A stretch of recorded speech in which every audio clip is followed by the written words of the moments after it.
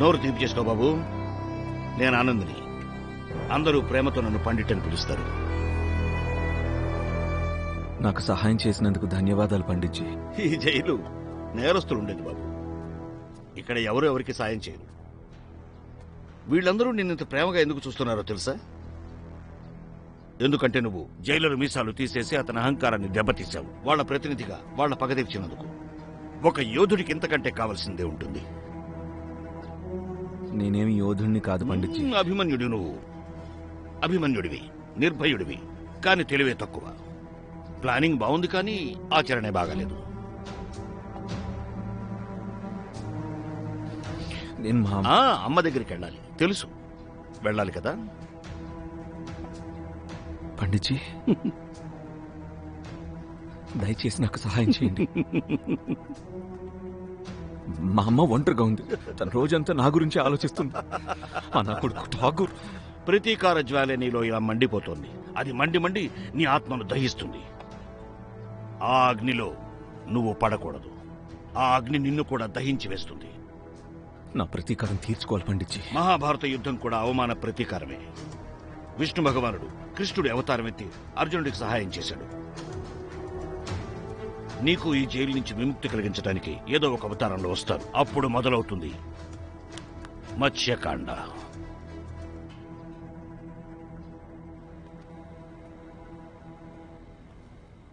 Hello, మీ పాటికి మీరు లోపలికి వచ్చేస్తున్నారు? ఈరోజు రెస్టారెంట్ క్లోజ్. రేపు రండి. ఆనంద్ పంపించారు. ఆనంద్ పండిట ఇక్కడే ఉండండి.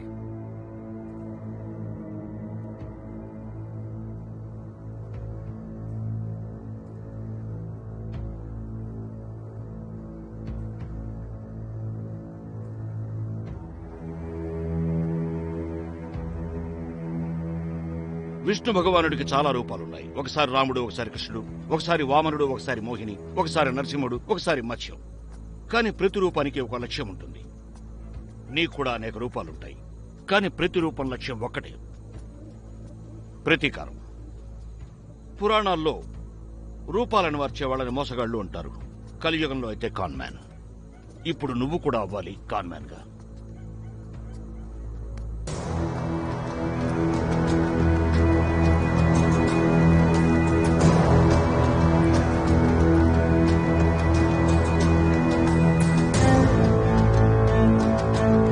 ఓకే కదా? కాన్మ్యాన్ కి కత్తులతో తుపాకులతో పనిలేదు. అతను ఒక కళాకారుడు, అత్యంత ప్రతిభాశాలి. తన మేధస్సు అనే తుపాకీతో ప్రతిభ అనే తూటాన్ని వదులుతాడు. ఎరదానంతటదే ముందుకొచ్చి లొంగిపోతుంది. అది నిశ్శబ్దంగా. పండిట్జీ, కాన్మ్యాన్ అవ్వాలంటే ఏం చేయాలి? కాస్త తపస్సు, పరిశ్రమ, ఇంకా ట్రైనింగ్ తో. ట్రైనింగ్ ఏంటి? ఈ జైల్లోనా? నా పిచ్చి మొద్దు, జైల్ని తక్కువ చేసి చూడదు. ఈ జైలే ప్రపంచంలో అన్నిటికన్నా పెద్ద యూనివర్సిటీ. ఈ యూనివర్సిటీలో అందరికన్నా పెద్ద ప్రొఫెసర్ గుల్షన్ రాజ్, ఇండియాలోని టాప్ సీఏ. ఇంతకు ముందు నల్ల డబ్బును తెల్లగా మార్చేవాడు, ఇప్పుడు గోడల్ని తెల్లగా మారుస్తున్నాడు. ఇన్కమ్ ట్యాక్స్ నుంచి క్రైమ్ వరకు వాడు నీకు అన్ని నేర్పిస్తాడు. ఒక కాన్మ్యాన్ కి జ్ఞానాన్ని మించి ఇంకేమీ ఉండదు. ఇక తెలివైన కాన్మ్యాన్ ఎవరు అంటే న్యాయాన్ని ఉల్లంఘించకుండా క్రైమ్ చేసేవాడు.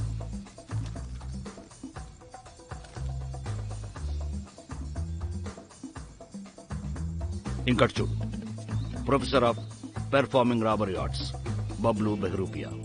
అసలు పేరు బబ్లు పునియా. హై ఎండ్ లో ఉండే కోడ్ ని క్రాక్ చేయడంలో, క్షణాల్లో రూపాన్ని మార్చుకోవడంలో అతను మాస్టర్. కాన్మ్యాన్ కి అన్నిటికన్నా ముఖ్యమైనది ఏంటంటే తన రూపం. కొత్త కాండ, కొత్త రూపం. రూపాన్ని మార్చుకోగలే కళ తెలివైన కాన్మ్యాన్ కు ఒక బుల్లెట్ ప్రూఫ్ జాకెట్ లాంటిది.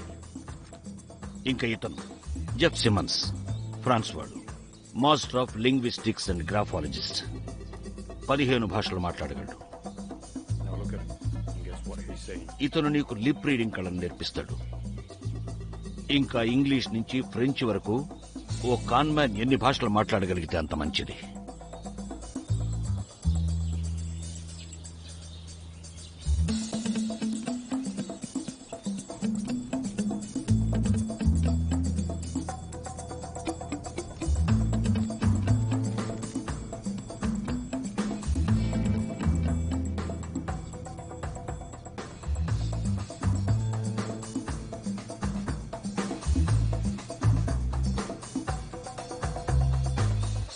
ఒకరి ప్రాణాలు తీయటం ప్రతీకారం కాదు, ముక్తవుతుంది.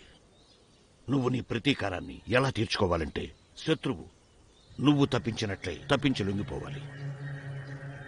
అతనికి ప్రతి శ్వాసలో, ప్రతి విషయంలో, ప్రతి దెబ్బకి నువ్వు బదులివ్వు, అది కూడా వడ్డీతో సహా.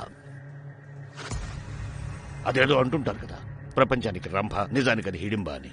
అబద్ధం. నిజమేంటంటే కనిపించే రూపానికి విలువ.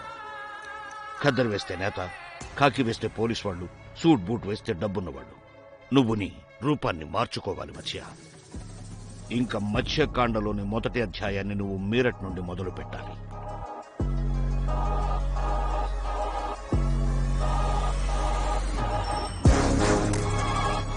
పండిట్జీ, మీరట్లో ఏముంది?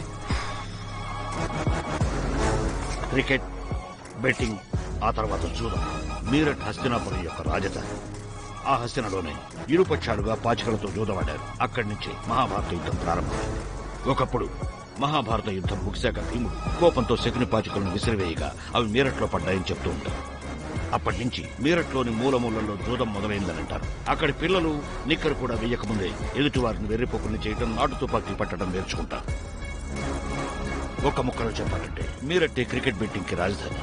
దేశం మొత్తంలో క్రికెట్ మీద ఉన్న పిచ్చి ఇక్కడే బయటపడుతుంది.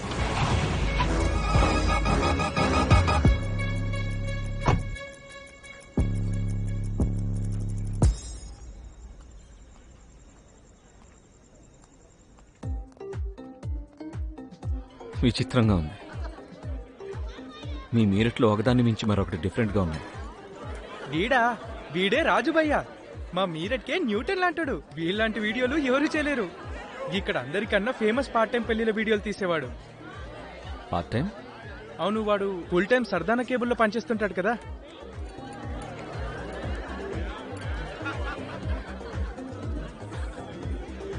వెళ్దాం. సార్.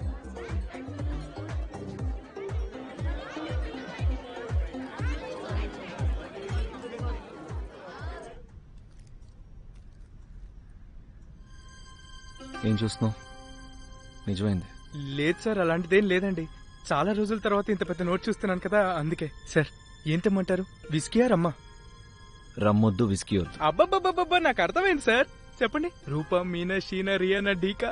అవన్నీ నాకు అక్కర్లేదు. సరే ఒకటి చెప్పు, ఇక్కడ బెట్టింగ్ ఎక్కడ జరుగుతుంది?